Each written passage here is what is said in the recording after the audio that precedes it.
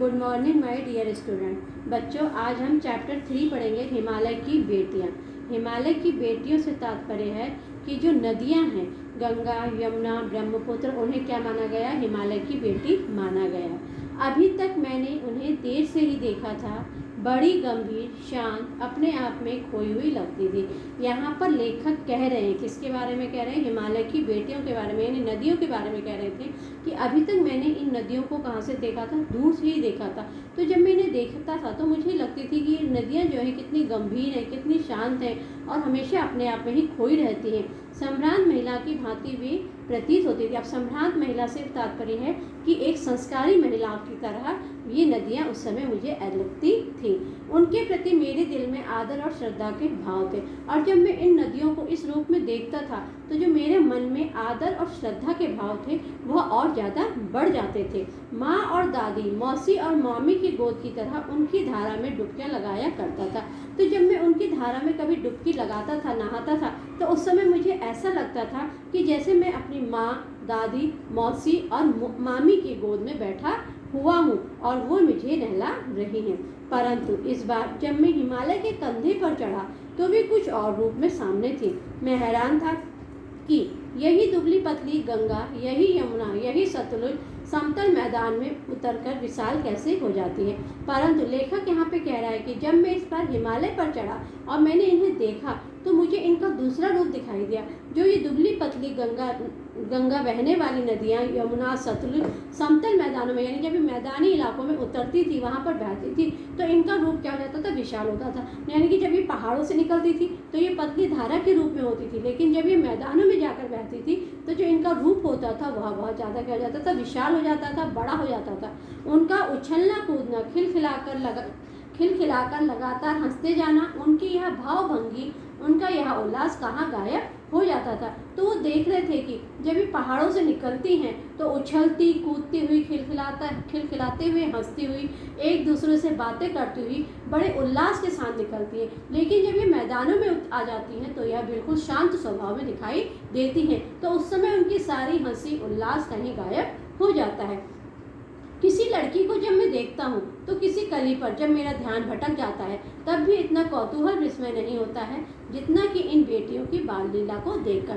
तो यहाँ पर लेखक कह रहा है कि इतना कौतूहल, इतना आश्चर्य तो मुझे उस समय भी नहीं होता है कि जब कोई प्रेमी अपनी प्रेमिका से मिलता है या कोई किसी फूल की कली को मैंने देखा। इतना आश्चर्यचकित मैं तब भी नहीं हुआ जितना आश्चर्यचकित मैं इन हिमालय की बेटियां यानी हिमालय की नदियों को देखकर हो रहा हूँ कि पहाड़ों से निकलने पर ये किस तरह से होती हैं और मैदानों में आकर ये कितने शांत स्वभाव में परिवर्तित हो जाती हैं।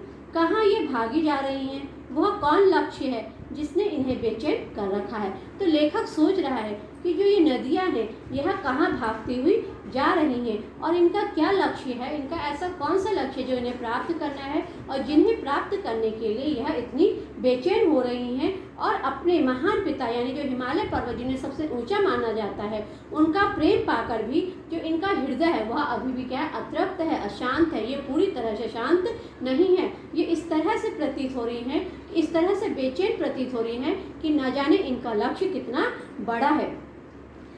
बर्फ जली नंगी पहाड़ियाँ, छोटे छोटे पौधों से भरी घाटियाँ, मधुर अधिप्तकाएँ, सरसब्ज उपत्यकाएँ, ऐसा है इनका लीला निकेतन। तो जब ये यहाँ से बहती निकलती हैं तो ये भिन्न भिन्न घाटियों से टकराती हुई, पर्वतों से टकराती हुई और पेड़ों से टकराती हुई इन्हें न जाने कहाँ से कहाँ अनेक बातों को याद करने का मौका मिल जाता है। कौन जाने बूढ़ा हिमालय अपनी इन नटखट बेटियों के लिए कितना सिर धोता होगा।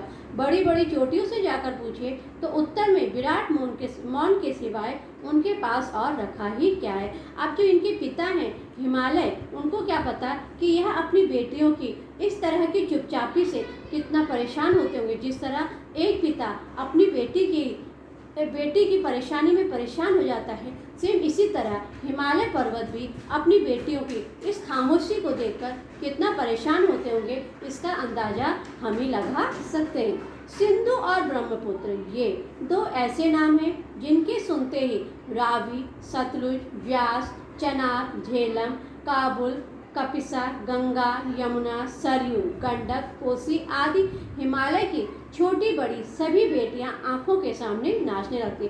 तो इसमें जो सिंधु और ब्रह्मपुत्र है, यानी जो हिमालय पर्वत से निकलने वाली नदियां हैं, सिंधु और ब्रह्मपुत्र को क्या माना गया है, सबसे बड़ी नदी और महान नदी माना गया। तो इनके साथ इनकी जो और साथी नदियां हैं जैसे सतलुज, ब्यास, झेलम आदि नदियां हैं, सब इनके आंखों के सामने क्या करती हैं, नाचती हैं, झूमती हैं और गाती हैं।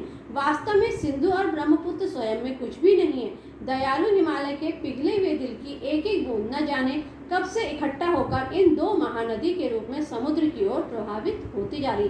तो यहाँ पर लेखक कह रहा है कि यहाँ पर जो सिंधु और ब्रह्मपुत्र नदी है, तो देखा जाए तो उनका अस्तित्व कुछ भी नहीं है। हिमालय पर्वत की एक एक बूंद से ही टकरा कर ही वह कहाँ पे जाकर मिलती हैं, समुद्र में जाकर मिल जाती हैं। और वह इतनी सौभाग्यशाली हैं, वह समुद्र जिसे पर्वतराज हिमालय की इन दो बेटियों का हाथ पकड़ने का श्रेय है। वह कह रहे हैं कि हिमालय पर्वत कितने महान है, कितना सौभाग्य मिला है कि जो इन्हें सतलुज और ब्रह्मपुत्र जैसी नदियां मिली हैं, सतलुज और ब्रह्मपुत्र जैसी बेटियां का पिता कहलाने का श्रेय मिला है। जिन्होंने मैदान में ही इन नदियों को देखा होगा, उनके ख्याल में शायद ही यह बात आ सके कि बूढ़े हिमालय की गोद में बच्चियां बनकर ये कैसे खेला करती थी।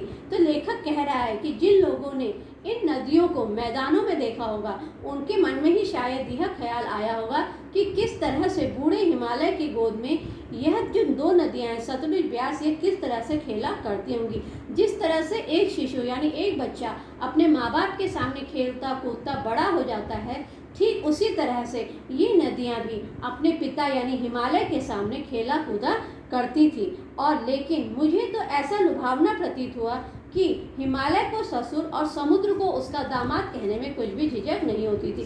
तो देखते ही देखते यह जो नदियां हैं हिमालय से निकलकर धीरे धीरे कहाँ मिल जाती हैं, समुद्र में मिल जाती हैं। तो लेखक कह रहा है कि यहाँ पर जो समुद्र है वह क्या है, हिमालय के क्या है, दामाद हैं। और ब्रह्मपुत्र और जो सतलुज जो उनकी जो बेटियां हैं, तो हिमालय को यहाँ पर किसका दर्जा दिया गया है, ससुर